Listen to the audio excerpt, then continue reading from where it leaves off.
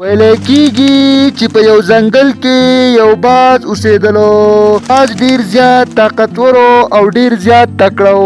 خو باز کې یو خراب عمل دا و چې ځان ته به لوی طاقتور ویلو او ډیر تکبر به کولو او ډیره لوی به کوله. او په دې ځنګل کې نور ټول مارغان به د دې باز نه ډیر یریدلو او د به د مارغانو نه په زور خوراک اخیستلو او د نورو مارغانو سره به په سمه خوله خبرې نه کولې او خپل یو راج یې چلاو. خو په دې ځنګل کې یوه مینه چړیا اوسېدله.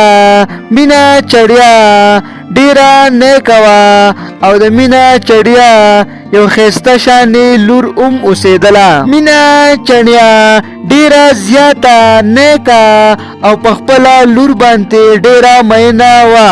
ای زما لورې، ته اوس غټه شوې، راځه چې د ځنګل سیل باندې وکړمه.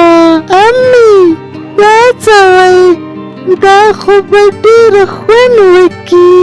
نو بیا مینه ولګي او خپله لور ځنګل کې د چکر د پاره وځي او په ځنګل کې ګرځي را ګرځي چې په دې کې هغه ظالم باز راشي او دوی ته په خوا کې ودرېږي. تاسو څه کوئ او دا څوک ده؟ ای باز وروره، دا مې لور ده او نن مې راویسته. ما وی چې د ځنګل ته سیل پې وکړمه. ډېره ښایسته لور دې ده مینه چړیا، ډېره ښایسته. دا به ماله راکایې، زما ډېره خوښه شوله. نه بازه، دا څه وایي؟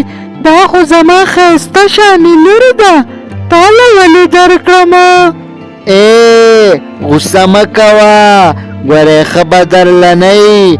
ګورې تا ته خو پته ده چې زما لوی طاقت دی او وسې ته وګرځوه، بیا به پسې زه راځم او دا خپل امانت به درنه بوزم.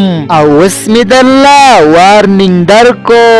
او د دوی سره په ځنګل په خوا کې یوه کونتره وي او د کونترې ښایسته شانې یوه لور وي. کونترې دا خپله لور دې ماله راکا. نه بازه، داسې نشي کېدی، زه خپله لور تاله ولې درکمه؟ دا پته خو به وس لګي چې ته دا لور راکای که نه راکای. نو دغه ظالم باز بیا د کونترې لور په زور باندې بوزي.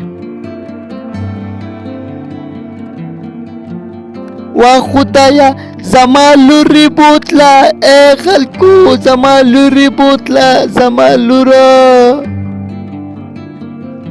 وا خدا، د چا را باندې نظر ولګېدو دغه ظالم باز نه.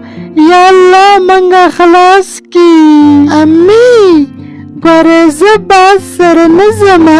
امي زه تا سره خوشحاله یمه.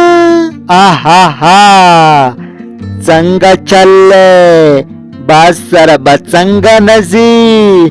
باز در پسې بیا راغی. شابه راځه چې ځو. نه بازه، دا زما ښایسته لور ده، دا رانه مه بوځه.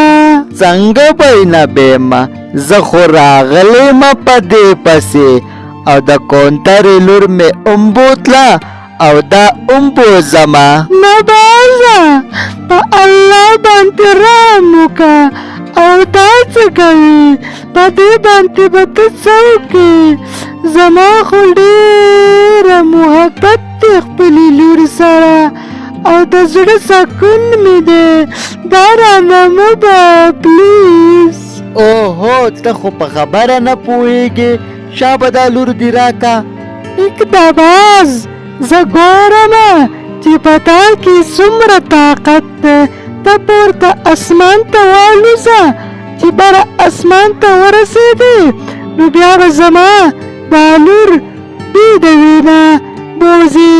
خو اوس داسې چل وکړه چې په پورته اسمان ته والوځه.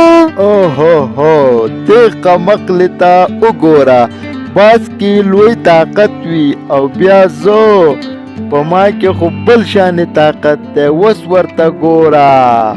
نو باز بیا پورته اسمان ته الوزي او ورو په بره خیږي د ستړی کیږي خو خپله حوصله نه بیلي او په پورته روان وي چې ښه په بره لاړ شي نو آخره کې وجود یې کار پرېږدي او ډېر ستړی شي او ښکته راوغورځي په ځمکه ولګي.